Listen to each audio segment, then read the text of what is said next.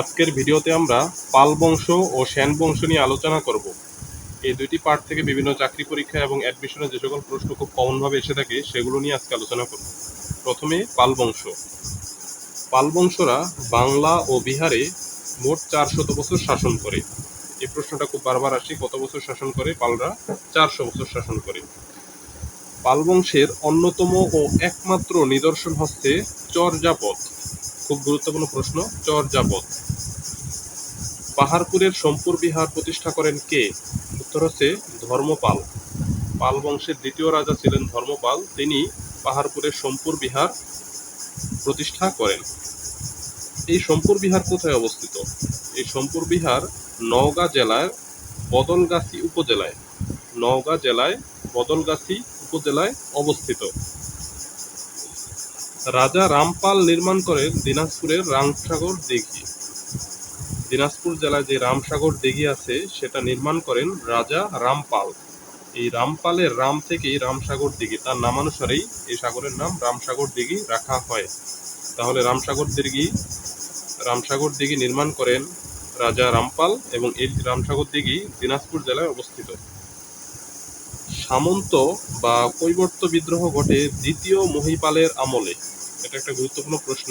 সামন্ত বা কৈবর্ত বিদ্রোহ ঘটে কার আমলে? উত্তর হচ্ছে দ্বিতীয় মহিপালের আমলে। পাল রাজারা ছিলেন বৌদ্ধ ধর্মের অনুসারী। এটা অনেক পরীক্ষা এসেছে, পাল রাজারা কোন ধর্মের অনুসারী? উত্তর হচ্ছে পাল রাজারা বৌদ্ধ ধর্মের অনুসারী। এখন পাল রাজাদের মধ্যে প্রথম রাজা ছিলেন গোপাল। পাল রাজাদের মধ্যে প্রথম রাজা ছিলেন গোপাল এবং সর্বশেষ রাজা মদন পাল। গুরুত্বপূর্ণ প্রশ্ন এটা। প্রথম রাজা গোপাল, সর্বশেষ রাজা মদন পাল। এবং পাল রাজাদের মধ্যে সর্বশ্রেষ্ঠ রাজা হচ্ছে রাজা ধর্মপাল। রাজা ধর্মপাল সর্বশ্রেষ্ঠ রাজা। এই রাজা ধর্মপালের উপাধি পরমেশ্বর মহারাজাধিরাজ। আসতে পারে পরীক্ষায়, ধর্মপালের উপাধি কি? পরমেশ্বর মহারাজাধিরাজ।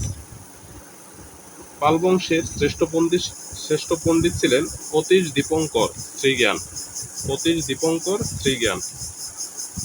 কৈবর্ত বিদ্রোহের নেতার নাম দিব্য। কৈবর্ত বিদ্রোহের নেতার নাম দিব্য। এখন আসি আমরা সেন বংশে। বাংলায় সেনরা শাসন করে 100 বছর। পালরা 400 বছর, সেনরা 100 বছর। সেন রাজারা বাংলায় আসেন দাক্ষিণাত্যের কর্ণাটক থেকে। তারা বাংলায় আসেন দাক্ষিণাত্যের কর্ণাটক থেকে। বিজয় সেনের পুত্রের নাম বল্লাল সেন। পরীক্ষা আসতে পারে, বিজয় সেনের পুত্রের নাম কি? উত্তর হবে বল্লাল সেন। বিজয় সেনের উপাধি কি? পরমেশ্বর মহারাজাধিরাজ।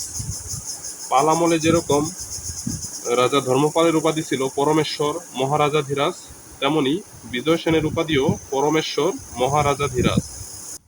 সেন বংশের প্রথম পুরুষ হচ্ছে সামন্ত সেন। সেন বংশের প্রথম পুরুষ সামন্ত সেন। সেন বংশের সর্বশেষ রাজা লক্ষণ সেন। সেন বংশের সর্বশেষ রাজা হচ্ছেন লক্ষণ সেন। সেন বংশের প্রতিষ্ঠাতা কে? সেন বংশের প্রতিষ্ঠাতা হেমন্ত সেন। সেন বংশের প্রতিষ্ঠাতা হেমন্ত সেন। সেন বংশের সর্বশ্রেষ্ঠ রাজা বিজয় সেন। সেন বংশের সর্বশ্রেষ্ঠ রাজা বিজয় সেন। এই বিজয় সেনই পাল বংশের চূড়ান্ত পতন ঘটান।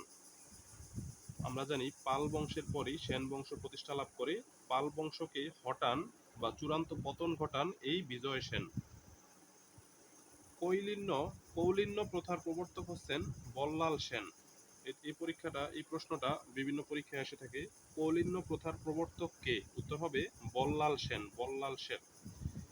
সেনরা এদেশে প্রথম বর্ণ প্রথার প্রচলন করেন। তাইলে এদেশে প্রথম বর্ণ প্রথার প্রচলন করেন কে? কারা? সেনরা, সেন বংশের লোকেরা। সেন বংশের পতন ঘটান ইখতিয়ার উদ্দিন মুহাম্মদ বিন বখতিয়ার খিলজি 1204 সালে। যদি আসে পরীক্ষায় যে সেন বংশের পতন ঘটান কে, উত্তর হবে ইখতিয়ার উদ্দিন মুহাম্মদ বিন বখতিয়ার খিলজি, সংক্ষেপে বখতিয়ার খিলজি 1204 সালে সেন বংশের চূড়ান্ত পতন ঘটান। আরেকটা প্রশ্ন এখানে মিস হয়েছে যে সেন রাজারা কোন ধর্মের অনুসারী? সেন রাজারা হিন্দু ধর্মের অনুসারী। সেন রাজারা হচ্ছে হিন্দু ধর্মের অনুসারী। আর পাল রাজারা হচ্ছেন বৌদ্ধ ধর্মের অনুসারী। পাল রাজারা বৌদ্ধ ধর্মের অনুসারী এবং সেন রাজারা হিন্দু ধর্মের অনুসারী। আজকের ক্লাস এই পর্যন্তই। ধন্যবাদ।